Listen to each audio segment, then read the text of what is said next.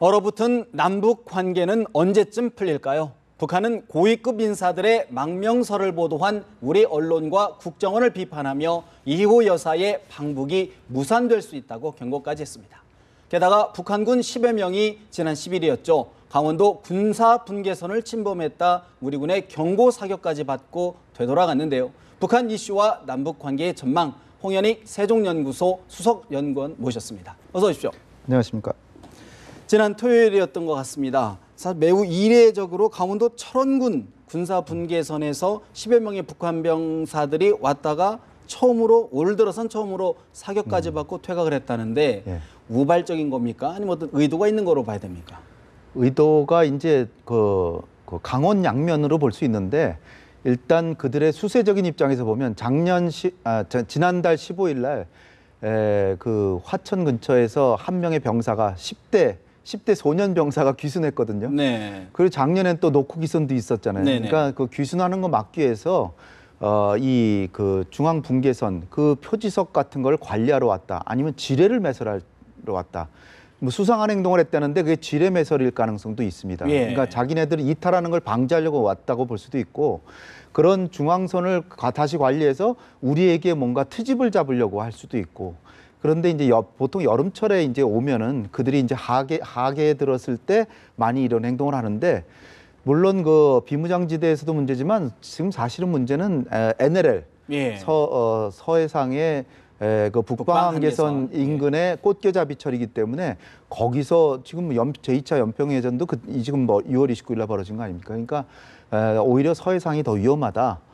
그래서 이 NLL의 침범도 금년 초에는 거의 없었는데 점차 많아져서 최근에는 지난달엔 6번이나 침범을 했고 그런데 이제 요번에 이제 특이한 게 우리가 그 DMZ 내에서 이렇게 수상한 행동을 하고 자꾸 중앙에 접근하니까 우리가 경고 방송을 하고 사격을 했는데 작년에는 우리에게 보복 사격을 했어요.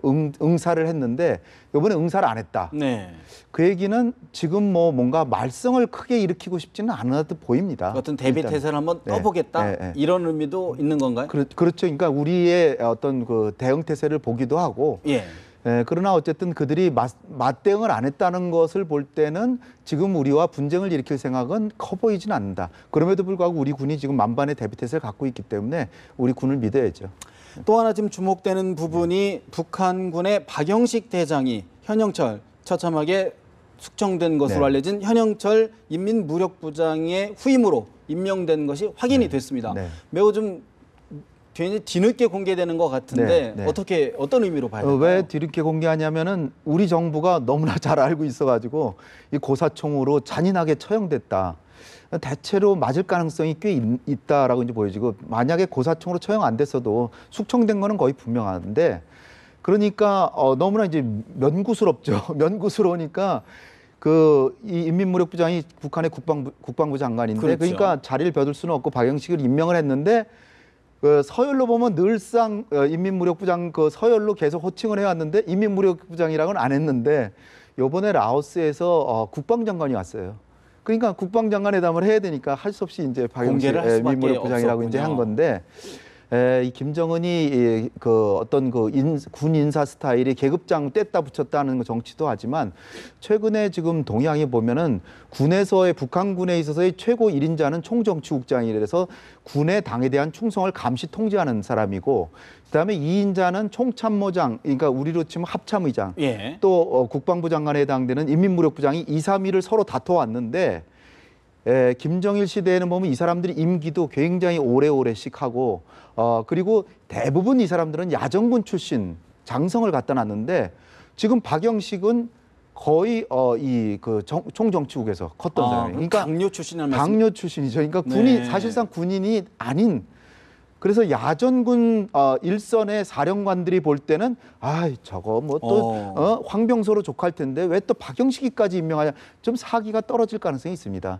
그러니까 김정은이는 그만큼 자기라고 할 때는 자기가 중앙 정치에서 늘상 봐오던 박영식을 믿을 수 있으니까 임명했지만 북한군을 통제하는 데는 야전군 사령관을 갖다 놓느니만 못하다. 그만큼 김정은의 군에 대한 통제력이 지금 확고하지 못하다는 걸 반증하는 것이다. 저는 그렇게 봅니다. 그러면 군 출신의 인사를 자기 편으로 끌어들이지 못했다. 네. 이렇게 봐야 되는 건가요? 그렇죠. 현영철은 야전군 사령관인데 현영철 같으면은 전부 자기 동료 중에 네. 뭐 장군님의 총애를 받아서 그 인민무력부장이 됐으니까 잘 따르자 이렇게 하는 게 있는데 저 인간은 맨날 중앙 그 평양에서 맨날 그 서류만 들고 다니다가 예. 그러다가 국방부 장관이 됐으니까 굉장히 그 일선 사령관들이 보기에는 좀 꼴같지 않겠죠. 그러면은 그것이 김정은 체제의 불안 요소가 되는 거 아닌가요? 김정은이 그만큼 군에 대한 통제력에 자신이 없는 거죠. 자기가 자신이 있으면 자기가 좀 서먹서먹한 사람일지라도 일선 사령관으로 용맹을 떨치는 장수를 갖다 놓고 그리고 나서 그 사람을 잘 통제해가지고 그 사람에게 지시해서 그 사람의 말을 따르게 하면은 되는데 그만큼 김정은이 나이도 어리고 네. 그리고 뭐 북한 경제 상황이라도 좋으면은 뭐 인민들이 반란을 안 일으킬 자신감이 있을 텐데 북한 경제도 그렇게 좋은 건 아니니까 뭐 좋은 게 네. 좋은 거라기보다는 제가 이런 말씀을 드리는 건 김정일 시대보다 더 하강으로 막 곤두박질 치고 있지는 않다는 얘기입니다. 그런데 전반적으로 남한의 경제력의 40분의 1로 네. 추락했기 때문에 그런 상황에서 군이라도 믿을 만한 사람을 임명한 거죠. 그렇군요. 또 하나 좀 주목해 봐야 될 부분이 오늘자 보도인데 김정은 위원장이 현지 지도 모습을 공개하면서 노동당 39호실의 전일춘 실장을 공개했다. 네. 우리 남한에서도 사실 어떤 재무 담당이나 이런 사람들을 잘 공개하지는 않는데 어떤 의도로 봐야 될까요? 북한 군이라는 게 북한의 경제라는 게 인민 경제가 있고 군수 경제가 있고 궁정 경제, 수령 경제가 있습니다. 근데 이 39호실은 수령 경제, 즉 김정은의 사금고를 담당하는 사람인데 북한에서는 이 독재 국가다 보니까 이 궁정 경제가 제일 크고 그다음에 군수 경제, 인민 경제는 쳐다보지도 않고 그러니까 사회주의 국가인데 배급도 제대로 못 해주고 있거든요. 그런 상황에서 자기의 사금고를 지키는 사람은 가능한 노출을 안 시키는데 지금 39호실 간부들이 막 탈북해가지고 한국에까지 와 있다 뭐 이런 해서 그 외화벌이 일꾼들이 하는 일들이 이제 외국에서 돈 벌어가지고 김정은한테 바치는 거거든요. 근데 이게 뭐 이 사람들이 막 탈북하고 있다 그러고 막 그러니까 사기가 떨어지고 네. 그러니까 건재하다는 걸 보여주고 그래서 사기도 북돋고 이런 취지에서 자기 아버지 뻘 되는 전일춘이라는 사람이 예. 2010년부터 39호 실장인데 아버지하고 고등학교 동창입니다. 아, 그렇습니까? 김정일이하고 고등학교 동창이라서 그러니까 뭐 가문처럼 지내는 사람이죠.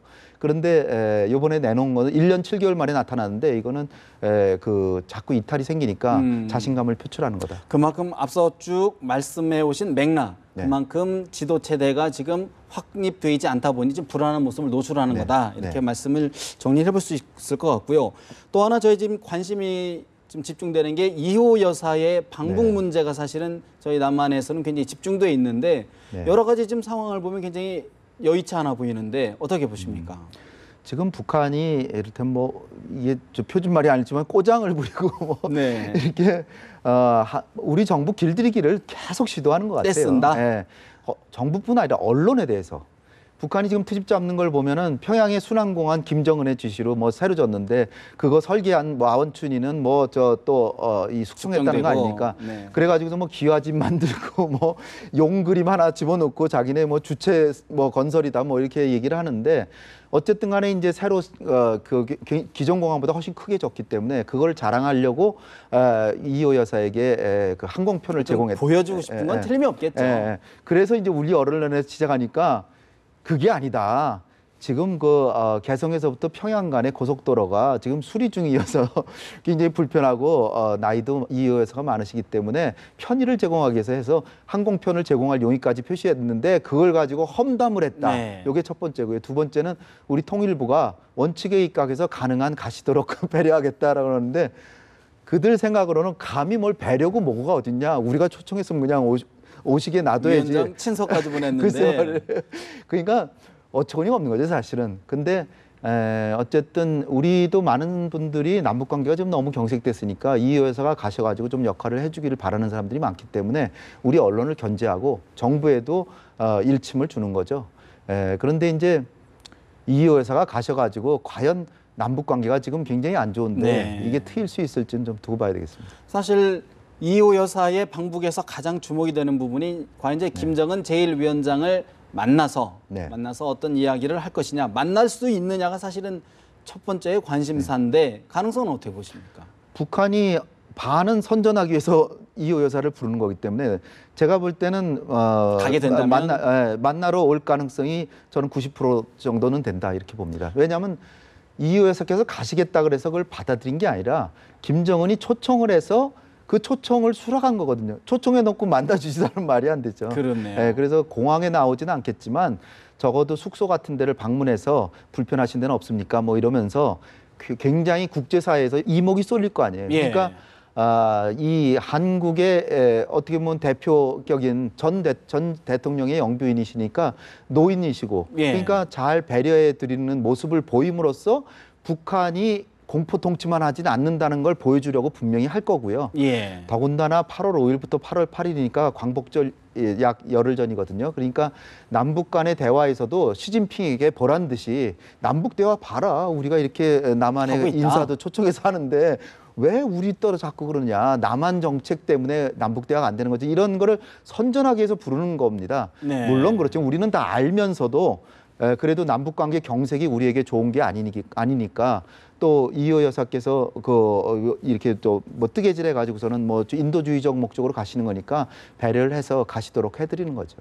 사실 일부에서는 이제 뭐 우리 정부의 어떤 특사라든가 어떤 네. 뭐 메시지를 전달할 가능성이 있지 않나, 네. 또 북한의 메시지를 받아올 가능성이 있지 않느냐 이렇게 조심스럽게 관측하는 분들도 계십니다. 네. 어떻게 보십니까? 그건 오로지 우리 대통령께서 결정하신 문제입니다. 지금 남북 관계에 그 어떤 그 거의 임기 절반 돼 가잖아요. 우리 대통령께서도. 그러니까 지금까지 해오신 정책을 평가를 해보고 지금 이제 돌파구를 마련해야 되겠다라고 결심을 하시면 뭔가 적어도 구두 메시지 같은 걸 보내가지고 좀 잘해보자라는 메시지를 보내실 거고요. 그렇지 않고 아직은 북한이 저렇게 자꾸 우리한테 기만적으로 나오니까 이건 좀 더 원칙대로 가야 된다라고 하면은 그냥 인도주의적 방문 성격으로 보내드리면은 뭐 돌파구가 되지는 않을 겁니다. 그러니까 큰 기대를 하기는 어렵고요. 또 하나는 이제 8.15 광복절 행사를 같이 해야 되는데 그게 지금 여의치 않고 8.15 바로 지나면은 한미연합훈련 또 시작합니다.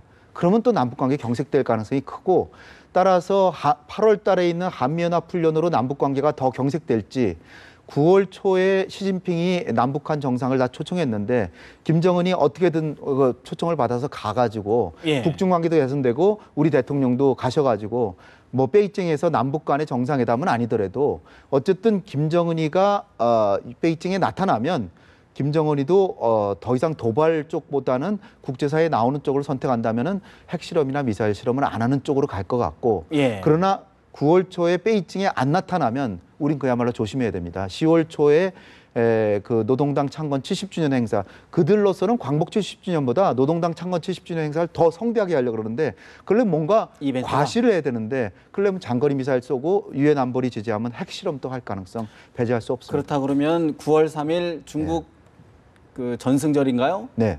행사? 전승 기념 행사에 네. 모습을 드러내느냐 안 드러내느냐가 사실은 하반기에 어떤 시금석이 될 거라고 볼 수 있는데 네. 러시아는 간다고 했다가 막판에 취소했지 않습니까? 네, 네. 중국은 어떨까요? 관계가 좀 달라 보이는데 러시아하고는. 김정은이는 속으로는 좀 정식으로 초청을 받아가서 가고 싶죠. 그러려면은 지금 시진핑한테 달려 있습니다. 어떻게 보면 김정은이도 체면께나 존중하거든요. 그러면은 상무위원 정도 중국 서열 7위 이내의 사람을 먼저 보내서 정식으로 초청을.